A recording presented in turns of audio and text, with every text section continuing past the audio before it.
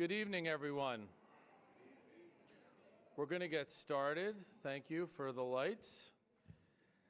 I want to welcome you all to Loyola University Maryland's 33rd Annual Martin Luther King Jr. Convocation, which this year is also the Bunting Peace and Justice Lecture. So whether you're joining us here on the Evergreen campus or online, we are so grateful for you being with us tonight for this signature event. My name is Terry Sawyer, and I have the pleasure and privilege of serving as the 25th president of Loyola University. Every year, we begin the spring semester with this convocation. And this year, we're just a little bit behind thanks to the little snowstorm that we had.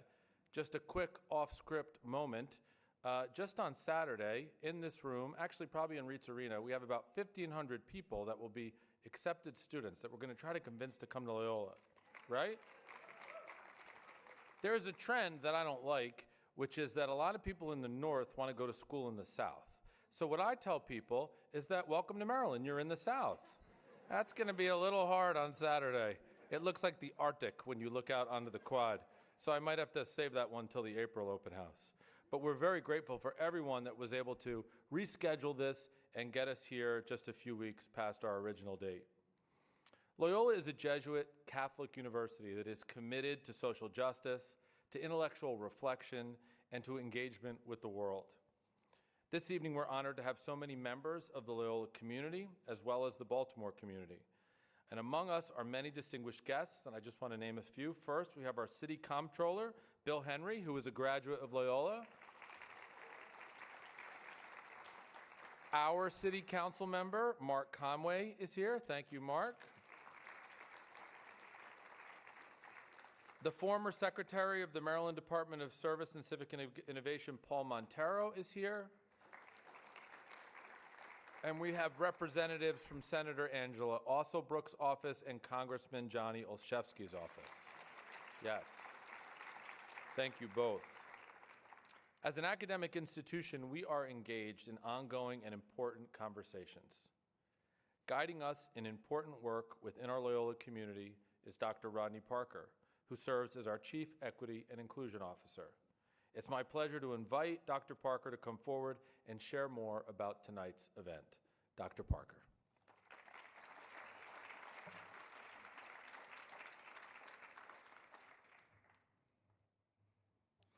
Thank you, President Sawyer, and good evening, everybody. I join in with our president in warmly welcoming you to the Evergreen campus, and this welcome extends to students, faculty, staff, and administrators, alumni, and even the Baltimore community and the surrounding areas. We are delighted to have you with us this evening, along with such esteemed guests. Celebrating 33 years, this convocation continues to be a vital space for engaging in meaningful conversations around social justice, spirituality, and the legacies of race and racial justice in America.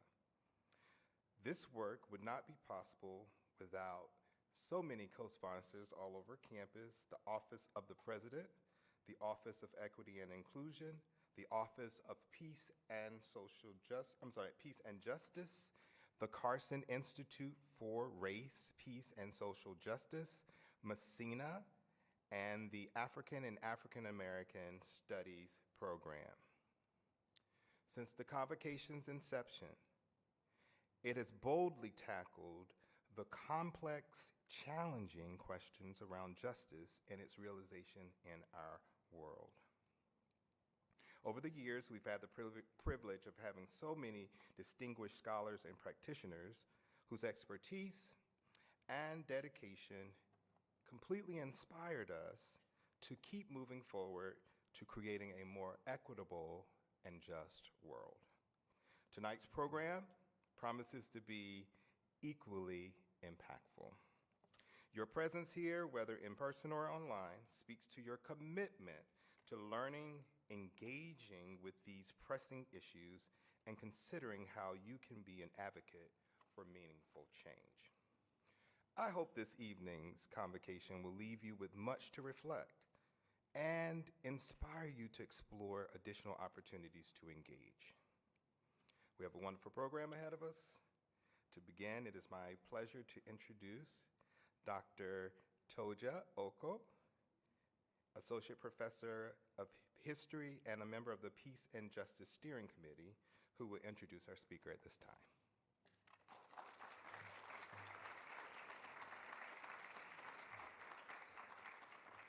Thank you, Dr. Parker. I would like to thank Mary Catherine Bunting, whose very generous donation to Loyola has supported the creation of the Peace and Justice minor on campus, numerous faculty and student grants, as well as the Bunting Peace and Justice Speaker Series. Without this support, tonight's event would not have been possible. Tonight, we are delighted and honored to welcome Dr. Carla Hayden to Loyola University Maryland. Dr. Hayden made history in 2016 when she was sworn in as the 14th Librarian of Congress, the first woman and first African American to lead the nation's library.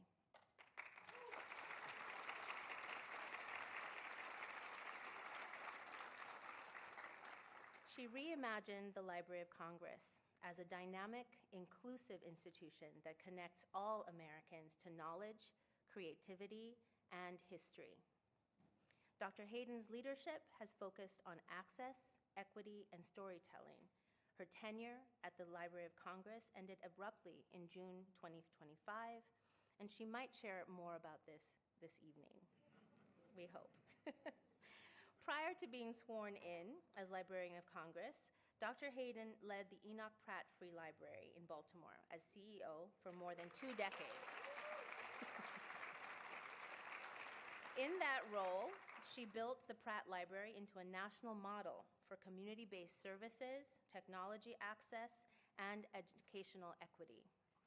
Under her leadership, Pratt branches also became known as safe spaces, including during the Baltimore Uprising in 2015, when Dr. Hayden kept the Pennsylvania Avenue location open for the community.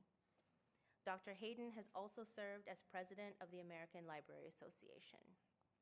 Today, Dr. Hayden, who is a recipient of Loyola's prestigious Andrew White Medal, is a senior fellow for the Mellon Foundation and continues to pursue scholarship, writing, and research. Throughout her career, Dr. Hayden has promoted literacy, worked to advance equity in education, and defended public institutions of learning, work that is integral to the pursuit of peace and justice in the US and around the world. We are honored to have her with us this evening. Please help me welcome our esteemed guest speaker, Dr. Carla Hayden, to the stage.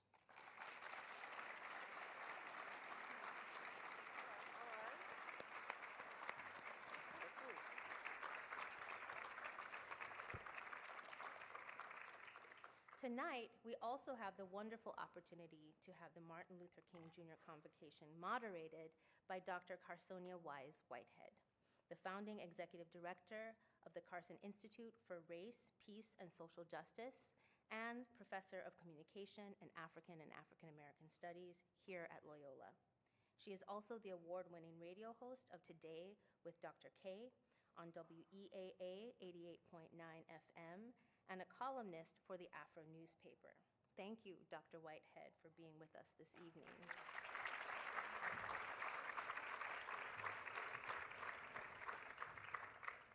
Thank you very much. I'm very excited to be here. It's not often that you get a chance to sit with someone you consider to be a mentor, someone who has blazed a trail, someone I've always looked up to. So I am excited. Fangirling is probably the best way to say it. I want to make sure I get interviewed by Dr. K. Oh. So, you know. Thank you for that. So I think we have to start with the ugly part first, because that's where we need to go. We have to go to that first, because I remember this day, and for many of us, that was a marked moment that really laid out the pathway for how things were going to go forward. What did it mean that the first African American and the first woman to be in this position as the Librarian of Congress received an email 2 days after she testified that summarily told her her skills and her talents were no longer needed by this administration? I want to talk about that because that's kind of the elephant in the room. So let's start there, and then we can Or the move back. donkey?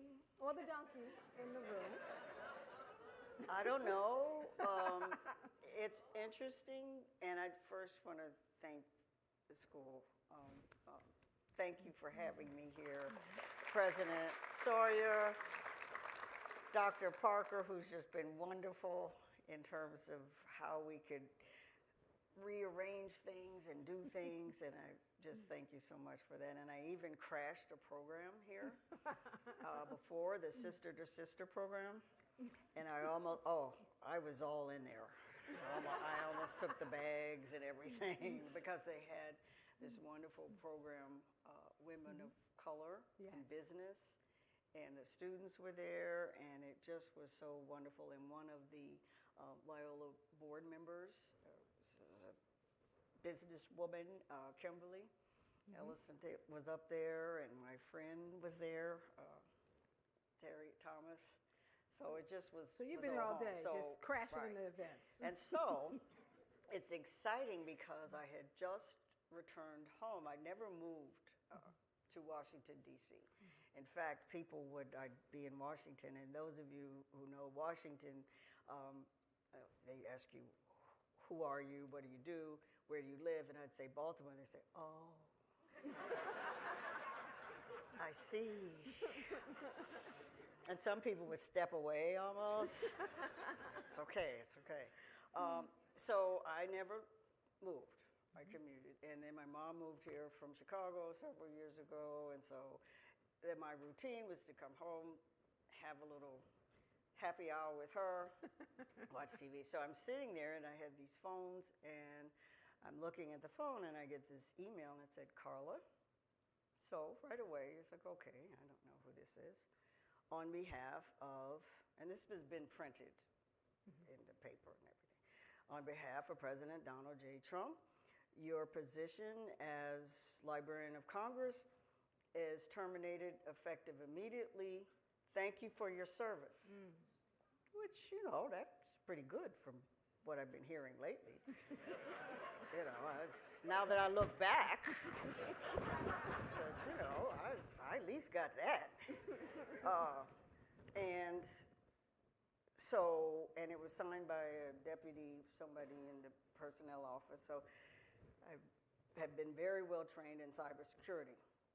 So my first thing, and I turned to my mom, I said, oh, sorry, but this is a weird email, so I need to check it out and everything. So I get on the thing, and I check with our IT people. They track it down, and then they got back to me within about 45 minutes or so, because they had to check it out. And they said, no, it's real. And I said, okay. And then it was on. The most wonderful thing was that it was a Thursday night, so I could go in on Friday to the library, turn in my keys, do all that. I knew the routine, but I got to see staff and say goodbye. And it was like a wake, and I was the receptionist. We had tissue out, people were coming by. A couple of people were saying, can I get your autograph on the book? And I'm thinking, I'll see this on eBay. And there were a couple I wondered about. But it was that. So that was a blessing, that I could go in and have some kind of way. And that's what it was. Now, my mom needed some blessings because she said a few things. And she's still saying them. So I have to work on her television viewing.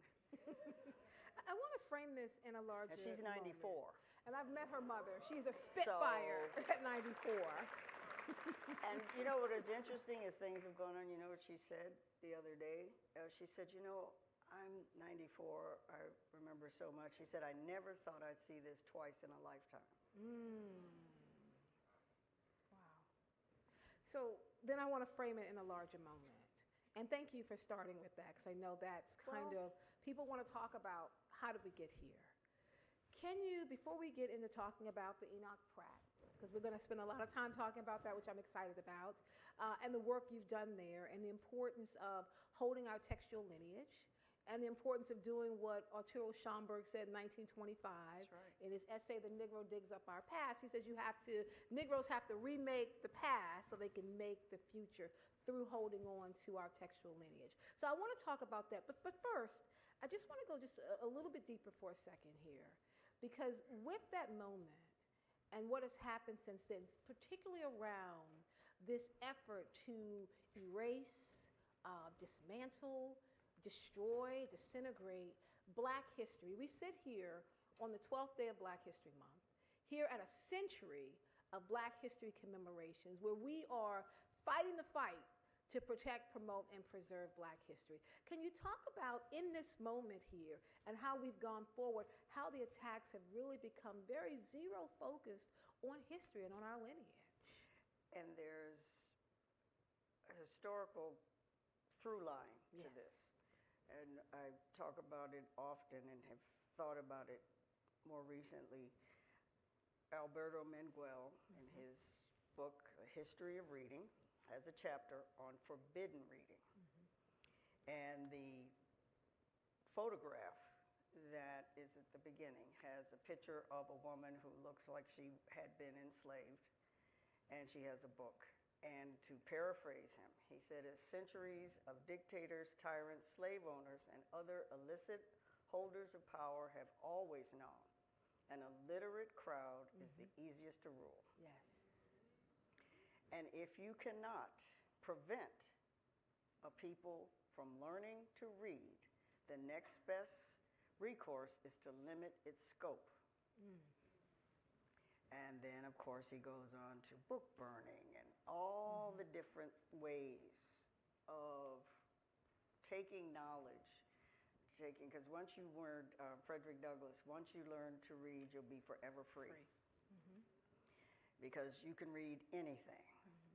And that's why there were all of those laws. In fact, when I was being sworn in for Librarian of Congress, I was going to note that. I was going to read all the laws that were on the books about slaves being taught to read, and the people who taught slaves to read, and all the punishments, the amputations, the number says. I was going to go through it, and my dear mom was listening to me saying that I was going to use that moment. She said, Carla, this is a happy moment.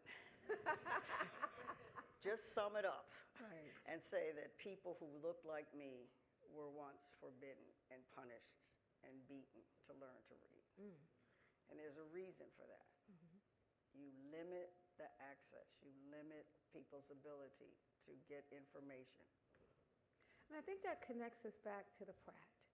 Because one of the things I remember, and I have a love for the Pratt that goes back, that we're going to talk about, but I was thinking about in 2015, during the uprising, when my sons and I were driving around this city looking for places. They were too young. I just threw them in a car with me. I'm like, we're going to freedom, just get in. But we were looking for places to be able to get into the marches. And I remember my son's like, well, can we just go to the Pratt? Like, can't we do it there? And you stayed open. Yes. Like, that was a pivotal moment that people were looking for refuge and safety and opportunity, and the Pratt was there. And the Pratt's been there. And the Pratt Library, it's still legendary in libraries and library school. We learned about the Pratt Library, Joseph Wheeler and Margaret Edwards and all of this. I was a young adult librarian, and we knew the Fair Garden and the Swarm of Beasts. The Fair Garden was the library, and the Swarm of Beasts were the teenagers. And she was the one. I came out here, and we all was because Pratt was just held up. And so I knew about the Pratt Library. I was honored to be asked to be the CEO of the Pratt Library. I didn't know as much about the city.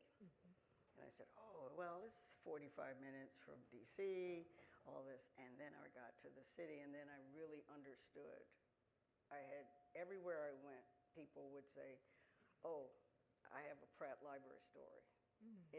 Everybody from any walk of life would have a Pratt Library story. And there are very few, and each of the library directors that I've met, I've known Heidi and now I know Chad, we all remark that Baltimore has a really strong relationship with their library, that other cities, they have people use them and everything, but it's visceral here, what the Pratt Library does. So it was wonderful. Can you talk just for people who may not know the very rich history of the Pratt? Like Oh, my it's a goodness. visceral experience, but it's also Well, our history too. Mr. Pratt, you probably know him from that, but he was a Yankee that came and made his fortune down in Baltimore. And he was a contemporary of Mr. Hopkins and Mr. Peabody, and each of these gentlemen picked a kind of institution. And he wanted to support a free library.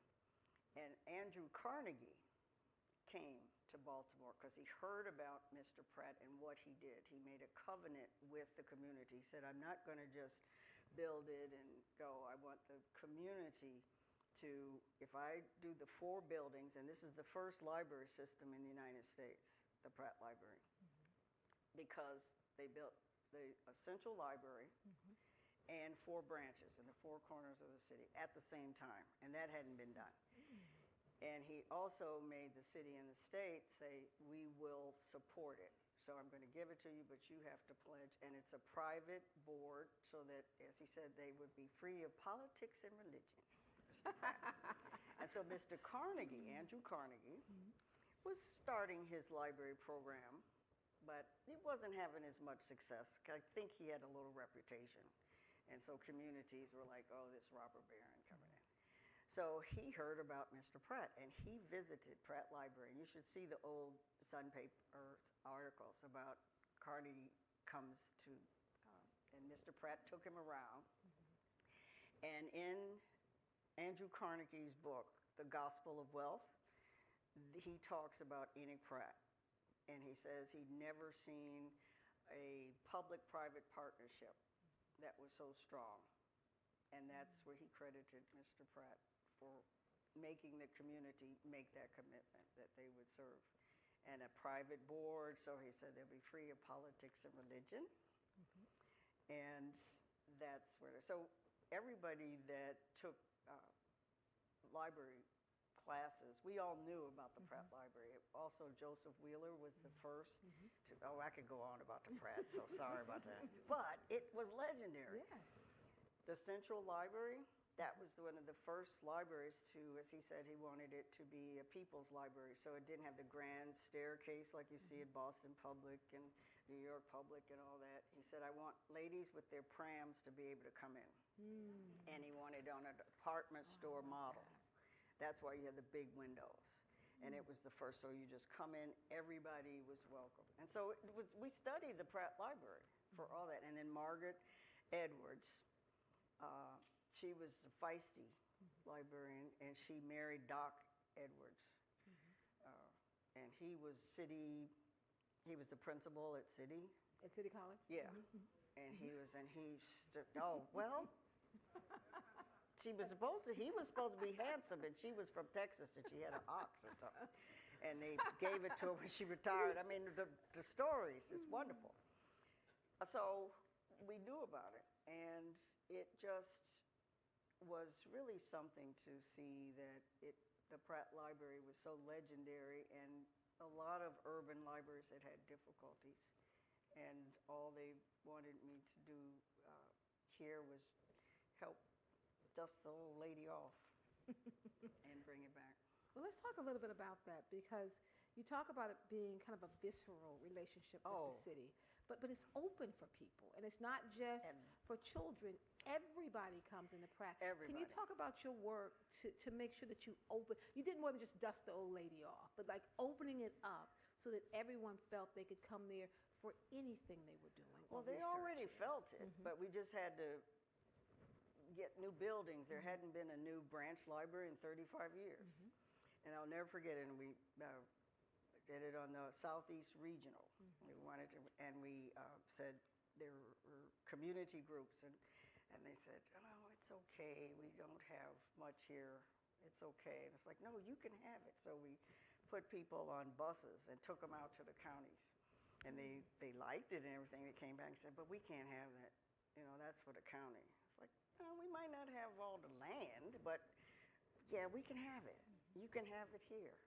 And that's what started the branches and doing those types of things because they deserved it. And then now you see a lot of bond issues for the library. Can you talk a little bit about the archival collection there? People come for the books, but the research in terms of being able to see the history of the city all the way back. And an interesting history of the city. One of the collections that is nationally known now is of African American funeral home programs. It is remarkable because in some instances, that's how you do genealogy. You list the things and have that. And so it has one of the most extensive funeral home programs and a relationship with March and all of the funeral homes. And people would just drop off funeral home programs. And that is such a rich genealogy and just a rich thing that people don't know. Of course, you have Edgar Allan Poe, several locks of his hair. They've tested it, or they want to test it. And Tupac Shakur. Yes. His first rap, he won for City College. It was a library rap. And the librarian, Deborah Taylor, who's just retired, the young adult librarian, she had to pick him up from his house to take, and he won the library rap. And that's in the vault with the pieces of Poe's hair and other things. 16, and he was so smart, he put the copyright thing there at 16. Tupac Shakur. He's like, I'm going places. And that's in the vault down at the Central Library with that. Now, no, I was just down there recently. I was with you with the opening of the Dwayne Wickham collection, which is incredible. If you haven't been down there, Dwayne Wickham, of course, syndicated columnist. He was the founding dean of the School of Global Journalism and Communication at Morgan State University. You open a room, the Dwayne Wickham collection. Can you talk a little bit about that? Because you were up there with him.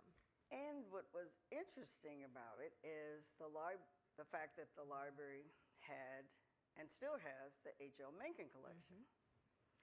And H.L. Mencken, well-known journalist, everything, and sometimes a little controversial. And so there was a revamping of the area to house the Dwayne Wickham collection. And it's very fitting to have that collection there and to have actually a USA Today model because you have such a strong tradition of journalism, the Afro papers, everything right here in Baltimore. And I just want to add for the Dwayne Wickham collection, Dwayne Wickham has original interviews with Barack Obama. He has secret interview meetings where they talked about Clarence Thomas. All of this is for the first time on display. And I have a lot of questions about Clarence Thomas that I'm finding answers to from 34 years ago in this collection. And it's open and free. And that's another thing that Enoch Pratt wanted. It's the Enoch Pratt Free. He made sure that that was put in there, the Enoch Pratt Free Library. But the covenant to have it to be free is that the community had to support it. Now, one of the other things I think is interesting, and I will say that whenever I talk to you, when you talk about the Pratt, your face just lights up. Like that is like such a wonderful spot for you, which is why we're starting here as a good place. But I know that one of the things about the Enoch Pratt that I've always loved is that down in the basement where there's the pond and the fish and there's a space for children, whether it's the stars on the ceiling where they can sit at or they can pull all the books down. Can you talk about the importance of introducing these print-rich environments to children at a very young age? And rich, too, because you mentioned the pond. That's part of the original. The original Central Library was around the corner on the street right there, and Mulberry. And we play with that because it's to think I saw it on Mulberry Street. Yes. The Dr. Seuss, so we play that. So and that was one of Joseph Wheeler's big things when he was there to get, and it opened, I think, in 1933.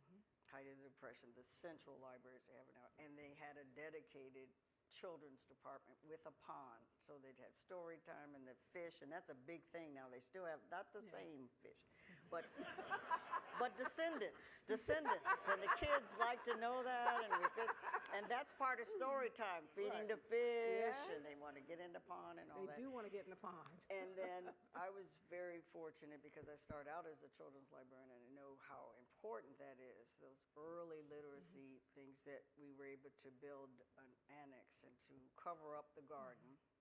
A little kerfluffle about that, but you know, it's a theater and Yes, a lot down everything, there. and it's just so important to have those early experiences and to also recognize, if as a children's librarian, and I know people who work with children, when you see the 3 and 4-year-olds, and there might be one that's looking over here and drawing and another one that's singing, well, maybe you should cultivate whatever they're doing at that time. And so the Pratt was known for that.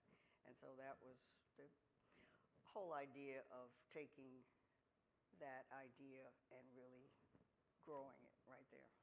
So many people talk about growing up with that pond. Yeah, I actually will say that was one of the things I used to see you. I was going to fangirl for a second, but I used to see you walking through the Enoch Pratt with my sons and just thinking about the fact that there's somebody who's holding this history and holding this text for our children, because that really is a main part of what I see the Enoch Pratt for. It's a space that teenagers come to if the they're teen down center. the ass, which is amazing because they come from the Baltimore School for the Arts. They come right down after school. So can you talk about just that ongoing place that is actually a place of safety where kids are there knowing that they can bury themselves in books and be with each other in a safe And environment? have their own space. Yes. Their own bathrooms. You know, you have their own space where they feel good. And so when the school for the girls right across, Yes. we worked with them because we said, look, you don't have to have a library. You're right across the street. So let's work together. I got with it. And so those young ladies are over there, Baltimore School. They're over there. They were part of the planning of renovating the young adult section. They have their own sound room where they can do things and they can make stuff. We went to Boston, had a really cool one. We went to different central libraries all over and looked. And so they have state-of-the-art equipment. They can make their own things. And it's really important that they have ownership. So the teens have their own restrooms. Yes, they do. So there's a safety factor that once they get in, it's theirs. And they look at adults that come in. Every adult has to be accompanied by a young person. And there's a sign that says Yes. that. To come into that area for safety. And the kids will look at you. Yes. Like, I hope you're picking up somebody. And will tell on you if you're Oh, there. yeah, They yeah. will say something. But they need that sense of ownership, a safe place that they can create and feel good. So that was really wonderful to be able to have that. So that's that whole, an entire half of a floor. Now, I have to ask you the question that all of Baltimore wanted me to ask you. If you love us so much, and you love the Pratt, like, why did you leave us and head down to D.C.? Well, the good news is, and it made it good when the great unpleasantness, you remember how they talk about that, the great unpleasantness happened. All I had to do was go in the next day and say goodbye, because I live in Baltimore. I never moved. So that was easy, you know, and I loved it. I'd go to the Giant during these years, and people would say, if they mess with you over there, we'll come over there. You know, how they treating you. It's okay. So yeah, it was very difficult because I didn't know what I could do at the Library of Congress. I'm a career librarian. I have colleagues, dear colleagues that I've known through the years at the Library of Congress. I used to go, but it had a little reputation of not being as user-friendly to people who were serious scholars and things. Most people didn't even know that they could go in, that you can get a reader's card at 16. And I remember one of my first questions was, if you don't want teenagers in there, why is your card starting at 16? She Just saying, you know. So it had that, and I was part of when my predecessor at the Library of Congress, Dr. James Billington, I knew him. He was at the Library of Congress for noted Russian scholar, just really something in terms of all of that. When he announced his retirement, the then Obama administration, because they hadn't had a search for a new Librarian of Congress in 28 years or so, reached out to the library community. And I always tell young people or people, if you are asked to consult, be careful what you say, because you might have to do it. And I was with this group of librarians, and I'm just talking about what they might want to do and this and that and the other. And then it got to the point, you know, and we were all my colleagues, and we were telling them all this. And then you get a call where you go to meet with the people, and you're the only one there. And there are these other people, and they're taking notes every time you say something. And I said, you know, I know what this is. This is a personnel thing. Right. But I wasn't sure until I had the ultimate job interview with President Barack Obama. I'm going to have you talk about that. Let's just say as you're sitting outside waiting to go in the Oval Office and you're by yourself and the security guy's there and you're there by yourself, you're thinking, oh God, where? Whoa. But you go in, and I had known him, and when he came out, and he told the young lady that was there, he said, I've known her, or she's known me before I was anybody. And he came in. So we sat down and caught up a little bit, and he said, well, I have been at the Library of Congress, and I've seen the contents of Abraham Lincoln's pockets the night he was assassinated. And, you know, going from Illinois, that's my grandparents and relatives are buried in the same cemetery as Abraham Lincoln. So, you know, and I've seen, he went through all the things he's seen. He said, but I think it's because I'm who I am now. And he said, what could you do to open up that treasure chest? And that's when I said, well, that I might be able to do. That's okay. And one of my most rewarding moments was when they finally opened, for the first time, a permanent treasures gallery at the Library of Congress, and I got to put the contents of Abraham Lincoln's pockets the night he was assassinated in the case that only had been brought out for that. And coming from Springfield, coming from all of that, to be able to do that, because my family's buried in the same cemetery with it. When you go to visit, it's like, hi, Abe. You go.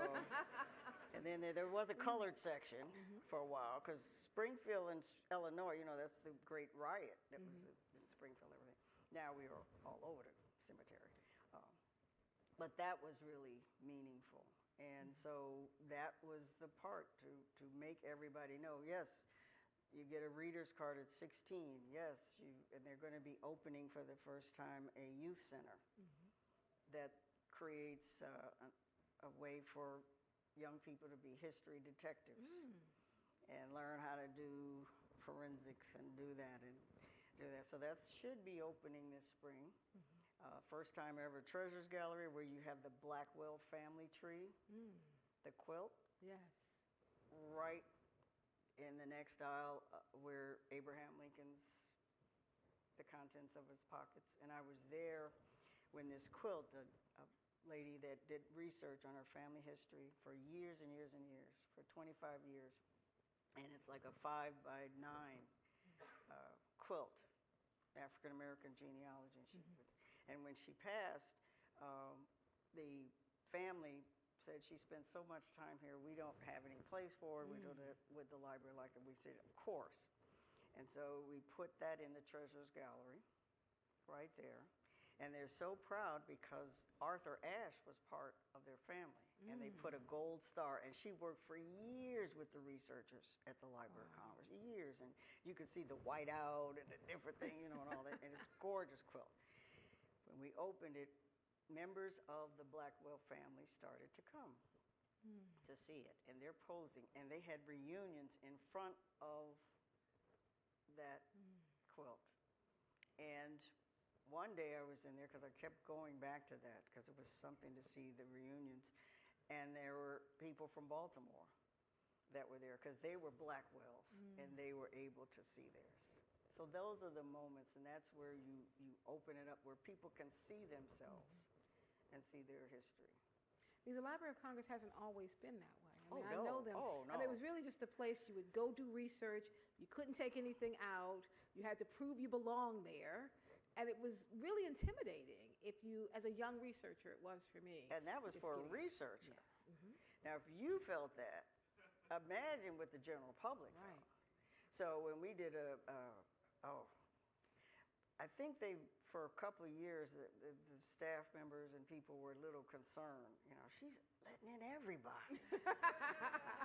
Well, you have the world's largest collection of comic books. Did you know that?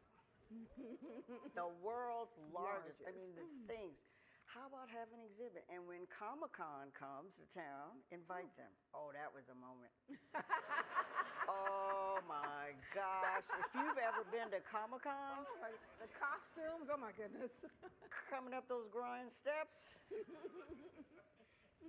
But they were in awe, and they knew number one, or they knew this and that, and to have a disco party and Gloria Gaynor singing, and yeah, we kind of opened it up. Right. Why select the 25 songs to be on the registry if you don't celebrate it? And show movies. And they have things, it's just a treasure chest. And it's the people's library. And so that's where we started doing exhibits and bringing the things out. And when things are happening, bring the things out. Can you talk about the importance of just regular individuals, regular folks, going into these spaces and really trying to connect the dots between who they want to be and who they are by finding themselves in these collections? And having a sense of ownership. When you go to other countries, and that's what I did some stuff with different museums all over and the Library of Congress is a library and a museum, if you think about it. And you go and you see young people that are just as comfortable sitting on the floor and with these great masterpieces and stuff, and that's what we wanted, and it needs to be awe-inspiring, but that you are comfortable as well, that you don't feel that it's something that you can't attain or something that you make that. And so that's part of it, that you feel a sense of ownership of it. And it's intimidating, it's awe-inspiring, but it's yours because it's, for instance, Library of Congress is the nation's library. It's yours. It feels that way now. And it's because And you it should. opened it up. It has not always been that way. I love the fact that your idea around the power of libraries is that they're supposed to be spaces of connection, opportunity, education, and transformation. When I looked through interviews with you, that came up constantly about a library just being a bridge to pull the community in. That's something that's very unique. I mean, you mentioned the Pratt, but that's very, very unique to Baltimore City, because in other places, the libraries are through places. You come if you want to check something out. You don't come to kick off your shoes and stay there. Can you talk a little bit about how we can do that really around the country? Because we need to reconnect with literacy and reconnect with the power of books. Well, I hope that Baltimore knows that other libraries have watched the Pratt Library for years. They did teen services. The Pratt was the first to serve teens and to make them feel welcome. There's a textbook, The Fair Garden and the Swarm of Bees. The Fair Garden. When you mentioned, yes. That's the one. Textbook. And so when you have an opportunity to invite the community in and to have that ownership, that's when the magic really starts. And other libraries have copied that. I was in Boston recently, and they have a teen center. And they're doing things. Other places are starting to model that and know that it makes a difference when you can invite people to stay and be a part. And maker spaces and things like that are all over. Can you talk a bit about what you're doing now? Because we've gone from the Pratt to the work as a librarian for the Library of Congress, which is just incredible, and the legacy you built there. But you're now a senior fellow for the Mellon Foundation. So I'm happy to talk a little bit about that. That's really something, too. A Yes. senior fellow. Whoa, okay.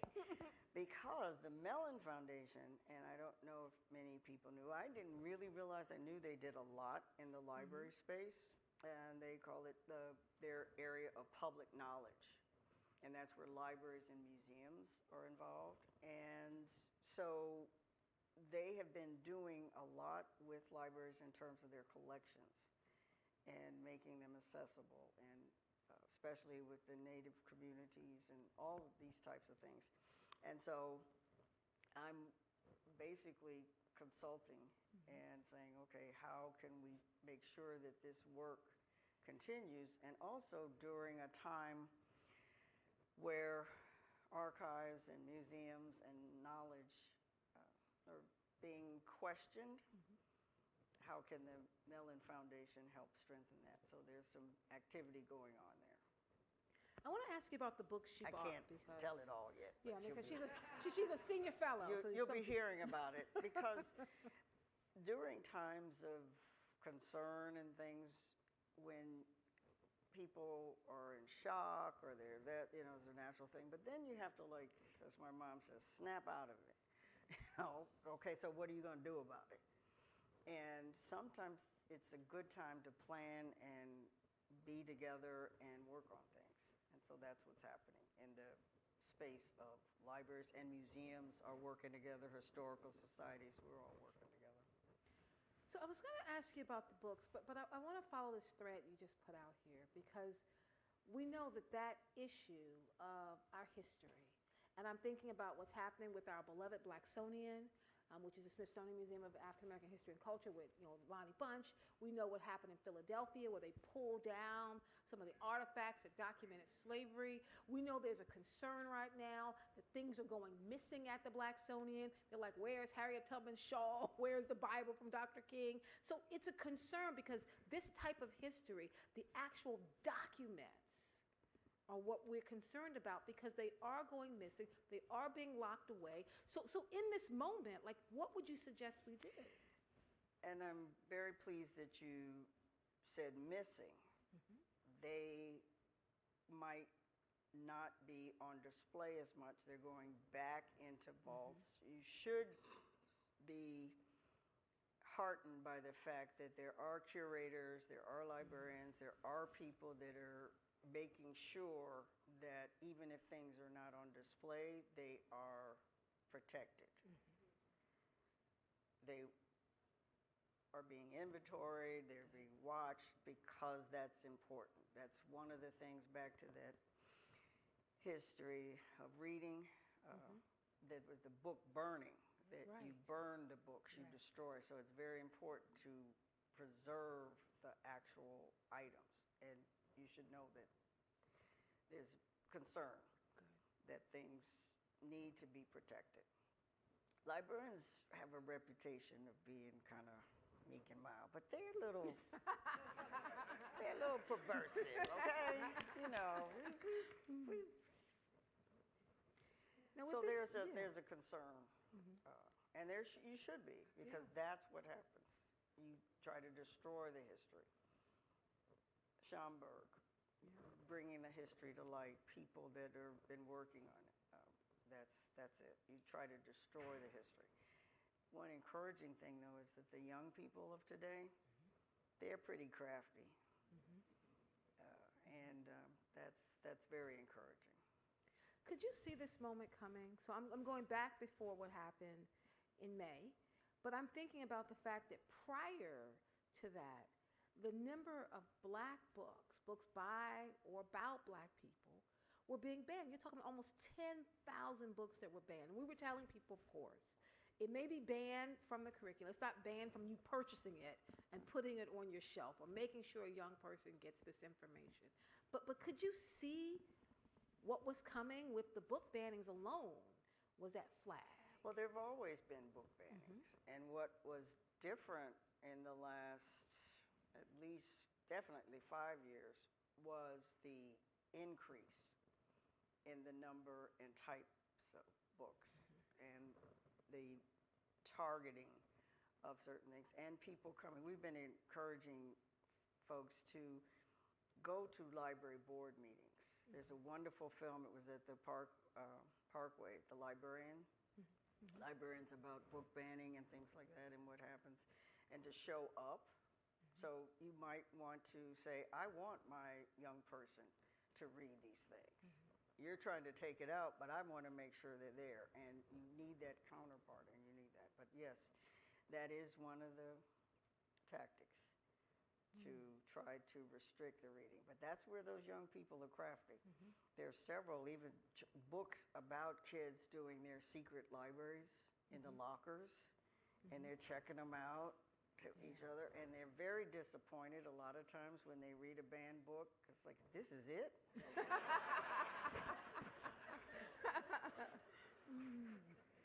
You know, they're not that impressed.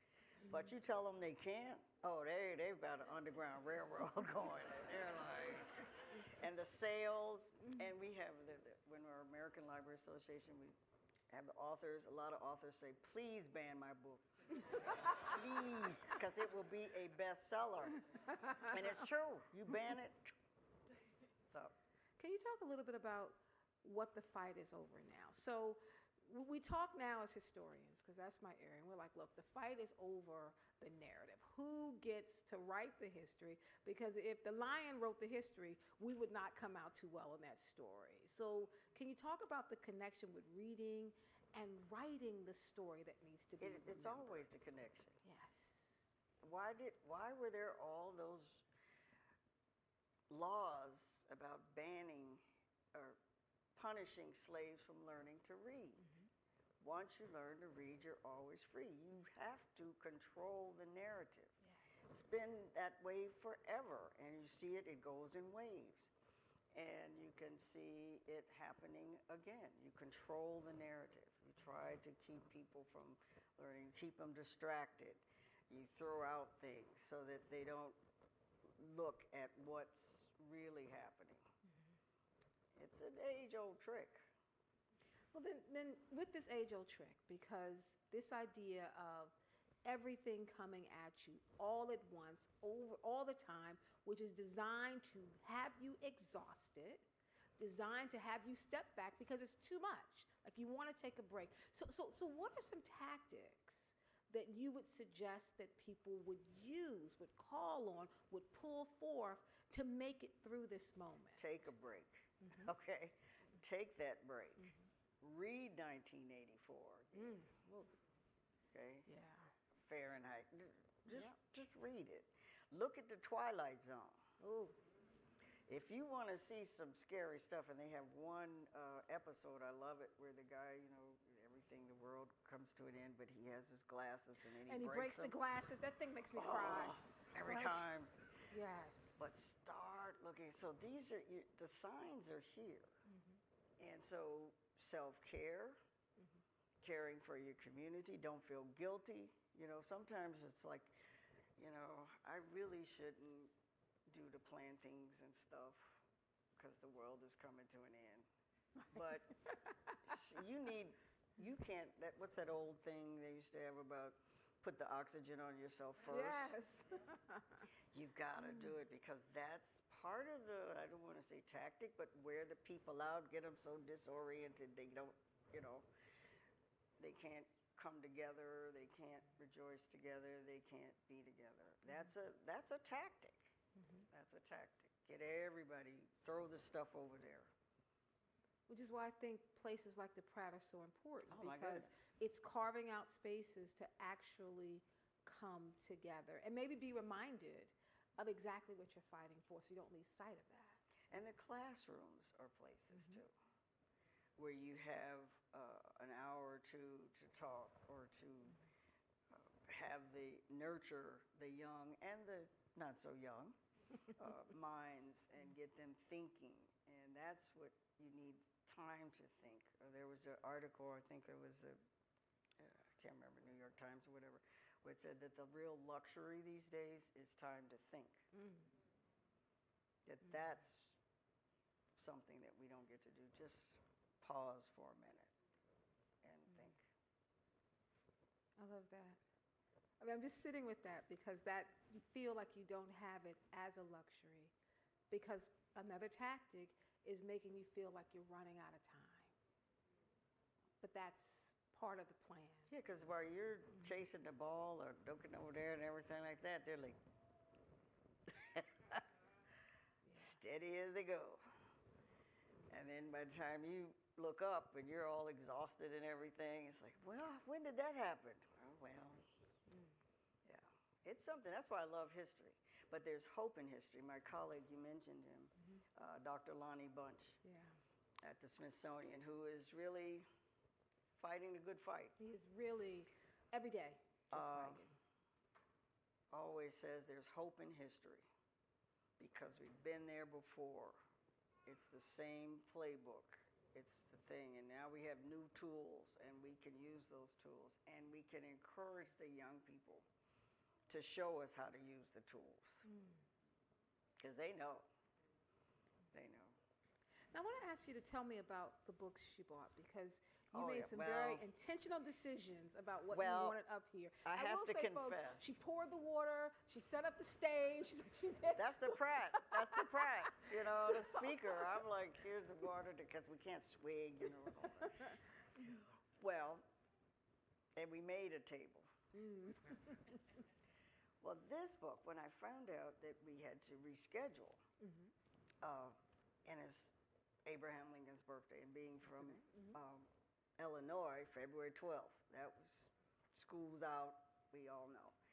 And I remembered the book about Frederick Douglass from that and Abraham Lincoln, so I brought it. But what I didn't realize, I was given this book. I knew I had the book, the children's book, because I started. And I pulled it out. I said, oh, this is the book that Nikki Giovanni gave me. And she was one of the speakers here and just a wonderful mentor and everything. She'd send me books and she like this. She knew with Illinois. And then I said, oh, great. I had forgotten that she's the one that gave me this. And then it was a discard book from South Ozone Park. Wow. So wait a minute.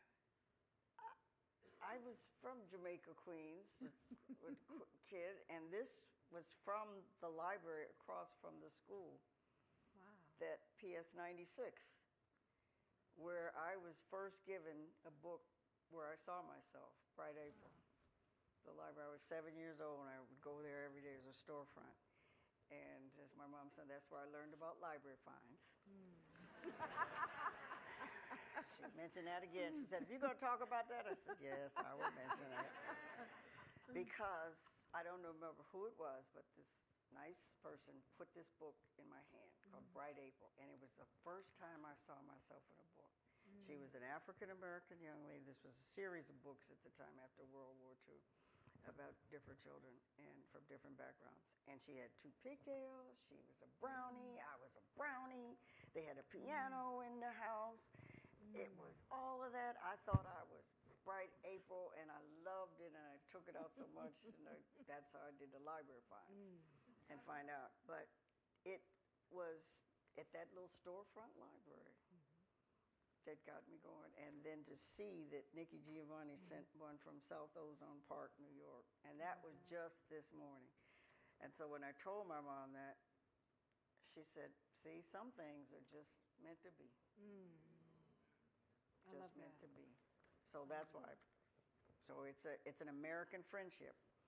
And I don't know how many people knew that Frederick Douglass was influenced Abraham Lincoln. And he was that. And then this is the Treasurer's book, the Library of Congress, that has that And I would add family history. For Lincoln and Douglass, because that's the start of Negro History Week. Because black folks were celebrating Carter the G. birthday Woodson. of Abraham Lincoln. which was, of course, is February 12th, and the birthday of Frederick Douglass, February 14th. And I want to note that that was Douglass Day was started by Mary Church Terrell, a Black woman. And so they were already doing this, and Carter G. Woodson said, I just want to put some structure around it because Black folks were already celebrating. So I love that Lincoln and Douglass, but it also connects to Negro History Week, and here we are at this 100th anniversary. It doesn't escape me, too, that you received the Andrew White Medal here from Loyola because we recognize genius. So we did that early on. Now wait till I tell my mother. See, this is where I wish she was here about recognizing genius. We recognize genius. Because I wasn't good in math.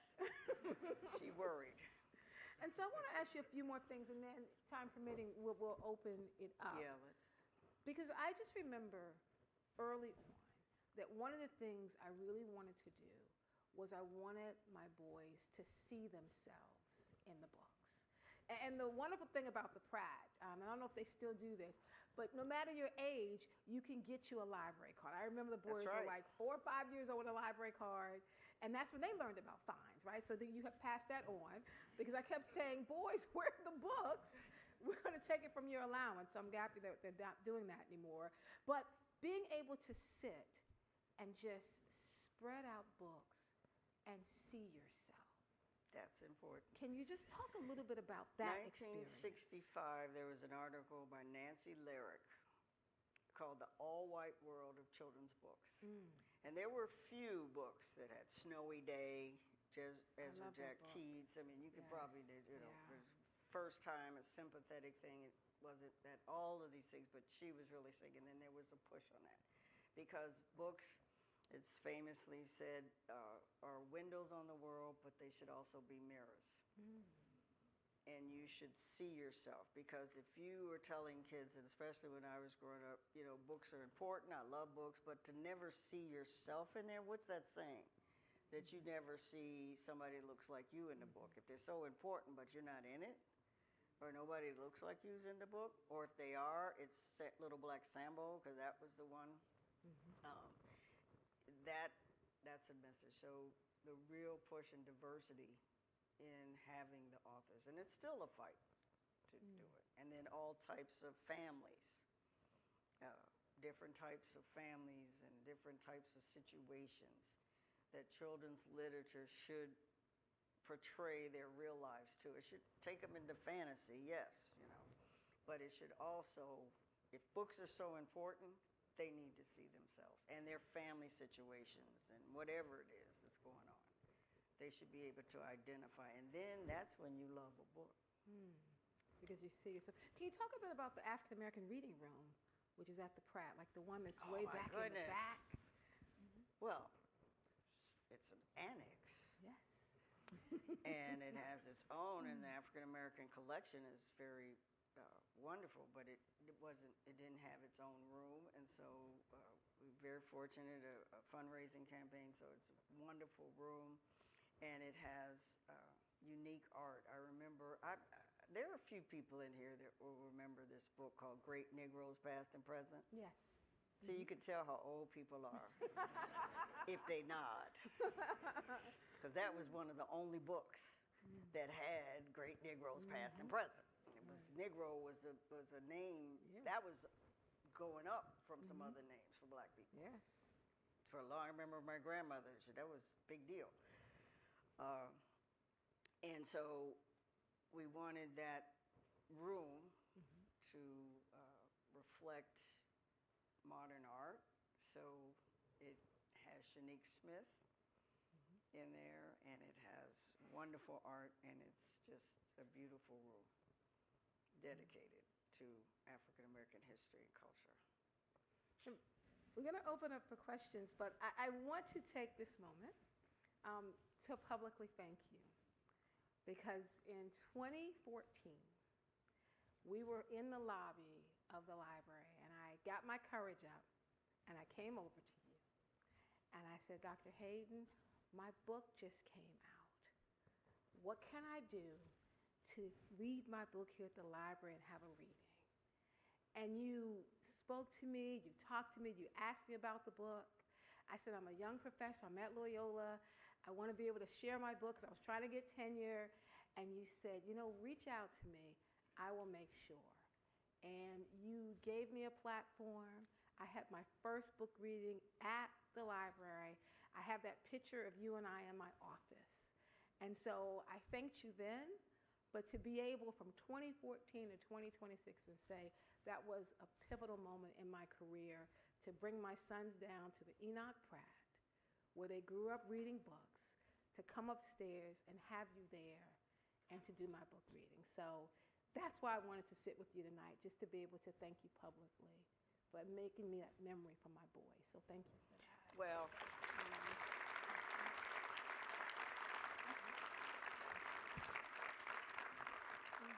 now you should also know that I know talent. So it's a little selfish, It's like, oh, you got a book coming out? Oh, so we had you first. You did. We want to open it up for questions for Dr. Carla Hayden. We have microphones at the side. Please come and join us. I know the desire to give a dissertation, but we'd love to hear a question as well. I just wanted to thank you myself. I am actually at Loyola because of an internship that I had under your tenure at the Library of Congress. I got my reader card right here.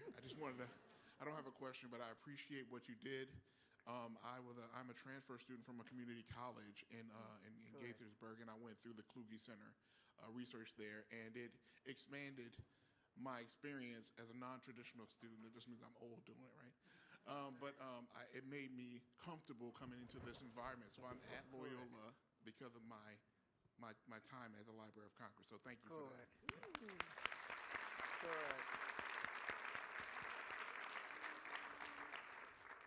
Hi. Thank you again for coming.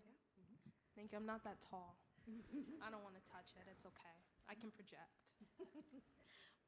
Thank you for being here again. My name is Paige Holly. I'm a senior here at Loyola. I'm an English major, concentrating in poli-sci. So I haven't gotten to see as much as my professors and as much as you and your 94-year-old mother. You guys have lived through a lot. But as an East Baltimore native, I have seen lots of protests, lots of riots, and myself, and I'm sure many others, are just kind of concerned about the climate of America and what's going on with the history and how you've already kind of touched on it, but valuable history is slowly being forgotten, rather dismissed, and it's mimicking erasure. So my question for you is, do you have any words of wisdom that we students can take with us to preserve history that we may not have been here for, because it is starting to remind me of Fahrenheit 451? And that's the good part. It's reminding you. And there's hope in history. And you can look at other eras and what was done. And when you think about, for instance, John Lewis, he was, 21? A student with a backpack and all of that. It's going to come from you guys. It really is. And so look at what some of those things that they did. They had discipline. Bayard Rustin and the March on Washington, and how they planned, and they told them to take peanut butter and jelly sandwiches because it's going to be hot and all this. So use those skills that you have, and everybody can play a part. So you might not be the frontline person, or you might not be that, but you could be the organizer, or this or that and the other, and look at that. And be encouraged when you see that they did it without some of the technology that you guys have and can use and know how to use it. Because some of the people that are involved are like me, they're older, and we might not know. So you've got that edge. Thank you. I don't know, I think doing it by the book, doing it old school, that's going to come in handy when technology is out and about. Right, because, and that's, see, the way you're thinking.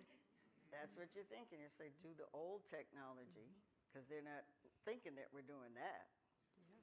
Yes, ma'am. Thank you so much. We have to stop talking about this so publicly. Yeah. I don't want them to know. I That's don't want them another to know. thing. It's me. We're just talking and really planning need to and plan everything. it private. No, we got to stop that. Hi, Dr. Whitehead. Hi, Dr. Hayden. Hello. My question for you is a little more political oriented. This year is midterm season. I did a lot of civic engagement work in 2024, right before the presidential election. So I'm curious, how can communities, libraries, advocacy efforts start to begin to improve literacy in civic engagement?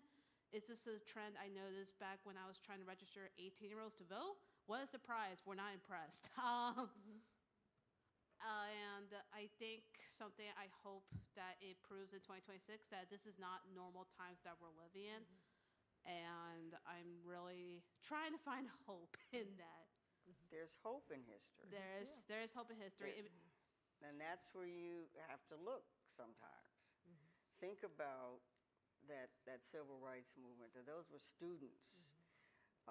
And they were activated, and they, one of my favorites is the Tougaloo Nine. Yes, the Tougaloo Nine, the work they were doing to organize. They were around doing voting. it with libraries. And because the libraries were segregated and they didn't have certain books, so they would do the research in the library and make sure that the books that they were going to ask for at the central library were only there. And that, I mean, so there are a lot of ways that you can look to history and some of the things that we're doing, but you've got to have hope. You have to. And sometimes it's hope of things that you might not personally benefit from, but you're doing it for other generations, and so it builds. So there's hope. There's hope. And look at the old playbooks. Yeah, it's there. You know, they worked it out without the technology. I just want to add that I think that this is where the Carson Institute comes in, because you have the benefit on campus of having a place that is both inward facing, which is at the Loyola community, but outward facing. I mean, we are doing things every day. I mean, I sit here as the president of ASALA. If people don't know ASALA, it's the Association for the Study of African American Life and History. Carter G. Woodson's organization. I hold Black History Month. I set the theme. We are doing stuff every day. So you know the Carson, you work with us. So that's where we hope against hope, right? It's not just hope with history, which I agree with, but it's going back to the Bible, hoping against hope, which means asking, what can I do in this moment to be a visionary and a change agent, and who can I connect with? Connect with the Carson. Like, that's what we're doing every single day, and you know that. So I know we'll talk. There's We'll hope. connect with you. Thank you, Dr. Whitehead. Thank you, Dr. Hayden. Absolutely. Being here and seeing the students and seeing the people, that's hopeful. That's hopeful. Hi. Hi again, Dr. Hayden, and hi, Dr. Whitehead. My name is Lamont Perry. I am a senior here at Loyola, Maryland, and I'm studying history. And as I prepare to go into the classroom next year, because I'm going into education, wanting to work with middle schoolers, one of my main things is equity in education, and not just the access in education, but rather whose stories are we centering in history. And I want to be able to not teach my students what to think, but how to think about history in terms of whose stories have been left out, who has been included.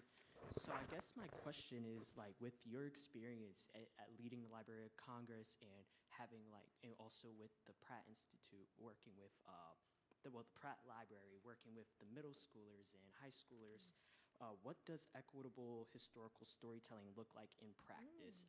And how can I bring that into the classroom, especially in my first year? I love that question. Very nice. See, this is hope right here. That's hope. Lamont is definitely That's gives us hope. hope. So what does equitable, Yeah, what does equitable historical storytelling look like in practice? Historical storytelling. I love in that. practice, it's uncovering the stories. And it's also working with some colleagues, and we have this in the libraries with archives. What collections are there that aren't being processed? I mean, there's some just basic things, and you know, we were able to get some grants to say, no, Mary Church Terrell's papers need to be, you know, made accessible, because that's one way that they, I shouldn't say they, things are hidden by saying, oh, you know, these boxes over here. So really making sure that you work with people who are trying to bring the history to light and send them on scavenger hunts and stuff and seeing. And then by asking one excuse, and I'm a librarian, so I can say this. One excuse is, well, nobody's asking for it. Well, ask for it. All right? That's another thing. Where are the materials about this? Or do you have this? Or why isn't this? That's one way that we push things aside. Oh, you're hopeful. Thank you. Seeing you. Oh, my God. Thank you. And so we have time for 2 more questions. So we good have one here, students. and then we'll wrap up. Yeah. Hi, thank you so much for coming, Dr. Hayden. Thank you, Dr. Whitehead. My name is Katie. I'm also a senior. I'm actually an aspiring librarian, so. Ah. Oh, thank you guys. We'll talk. We'll talk. I'm planning to go to library school after I finish my last year here at Loyola, Good. and I wanted to make sure I stay connected and involved with community and like people on the ground while I'm still in school. I didn't know if you had any words of wisdom about that or advice you could give me. Oh, just I love that. volunteer. Pratt Library has all the branches. They need volunteers, and that's one way to get in. And they also can help in terms of the library schools afterwards. University of Maryland is right here. It's one of the top 5 of the 56 library schools in the country. So, but being and getting that experience, my best experience was being a library associate, they call it, with a BA or bachelor's in any field, and working in the libraries and seeing it, and getting it. So you're in the library heaven. They called Pratt Library Heaven, really, Yeah. in terms of that. So just get in there. Thank got you. Govins right here. Yeah. Thank you so much. Yeah. I know, that's Volunteer. so nice. So then for my last question to you, as we wrap up, what I was thinking, you were with the Pratt for over 20 years, opened up that work. You have done work at the Library of Congress, opened up that space. You're doing work at the Mellon Foundation. If we go a bit into the future, as my Nana would like to say, and I was just thinking about running on HUD and seeing how the end is going to be. When people tell your story and they talk about what you did, like how do you want them to remember your contributions? Well, at the library conferences, we have pins and things like that, and there's one I love. It's a rogue librarian. No, because it's a way of. I'm the child of 2 classically trained musicians, and I knew early on at 12 we all agreed I didn't have their talent. And they weren't judgmental. It was okay, you know. It was like, yes, we know too you don't have the talent. But I had this affinity for words and that. And so being able to use that and try to say that this wonderful world of words and things, that to just be able to open it up to everybody, however they do. That's how I'd like people to think. Dr. Carla Hayden, folks. Aren't you a sweetheart?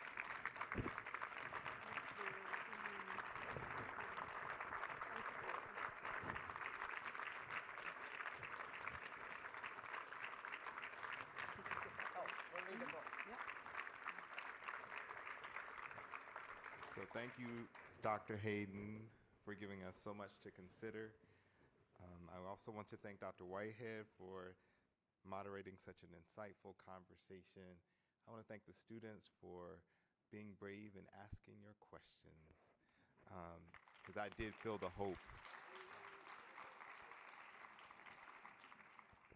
It's been so good for us to be together this evening. I want to thank all of you for joining us. I want to also thank event services. I also want to thank facility services, environmental services for cleaning up and all those things. We're just very appreciative for all the hard work that they do. And this concludes the 33rd Annual Martin Luther King Jr. Convocation. Have a great night.